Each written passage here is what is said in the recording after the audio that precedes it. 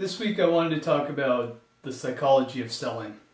Those things that go in on the back of your mind that you might not even be aware of that contribute to how well you do in a sales cycle.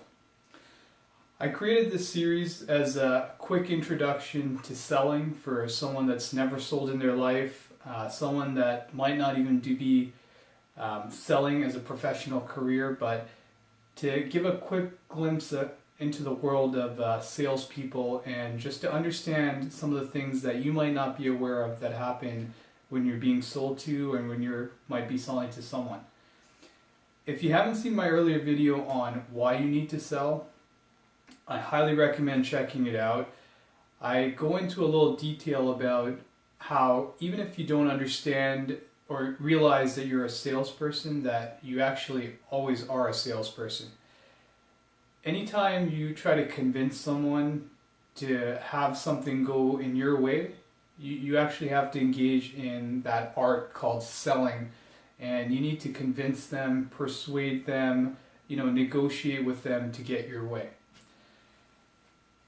I've basically been into selling my whole life. I've always enjoyed, meeting new people, talking about things, whether it be the product that I'm selling or just having a conversation with someone, and then getting to that process where, sometimes you're negotiating and ultimately, you just want to close that deal. I basically first started out just selling anything I can find in my house. A lot of times my brothers and my siblings didn't even want me to sell stuff, but I just sold it anyway. And I enjoyed that whole process of determining what a product's value was, basically marketing the product, meeting up with the buyer, explaining the product, and then ultimately just closing down that deal. And I continued doing that for several years, and as I got older I got into different careers where I became more of a professional salesperson, and I've sold everything from insurance to cell phones, and currently I'm a sales consultant for a fitness equipment store where we basically outfit fitness facilities.